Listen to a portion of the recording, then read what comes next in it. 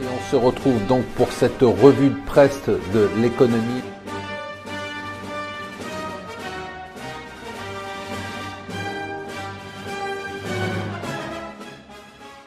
Bonjour et bienvenue sur Mon Financier pour le morning zapping du jour. Bien évidemment, ça continue. Alors on ne sait pas si c'est du bluff ou une vraie guerre commerciale. Hier, c'était très intéressant parce que les marchés sont d'abord écroulés quand les Chinois ont pris leurs mesures de rétorsion contre les taxes américaines, des mesures de rétorsion sur 100 groupes de produits. Ça a fait paniquer notamment les valeurs industrielles exportatrices américaines, ça a fait baisser le S&P de 1,2%, on avait un début de panique, et puis tout ça a rebondi quand on s'est dit finalement il y aura peut-être des négociations, il y a un délai pour ces mesures, ça ne sera pas tout de suite, et donc on a l'impression qu'on ne sait pas très bien naviguer sur le fait que ce soit un bluff ou une vraie commerciale, en tout cas une vraie guerre commerciale. En tout cas, ça va occuper les marchés dans les semaines qui viennent et ça ne va pas être simple à gérer.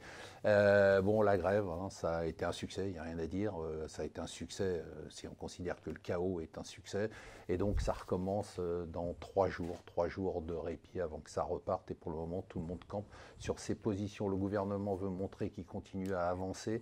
Du coup, il a donné les grandes lignes de sa réforme institutionnelle avec la diminution du nombre de parlementaires de 30%, ce qui est quand même assez spectaculaire, une proportionnelle qui ne sera que de 15% et pas 25% comme l'espéraient certains, et d'autre part un cumul des mandats dans le temps à 3 mandats, donc à suivre de près. Facebook nous dit, Facebook c'est pas fini cette histoire, c'était 50 millions d'utilisateurs, finalement c'est 87 millions d'utilisateurs dont les données ont été utilisées à leur insu par le cabinet anglais.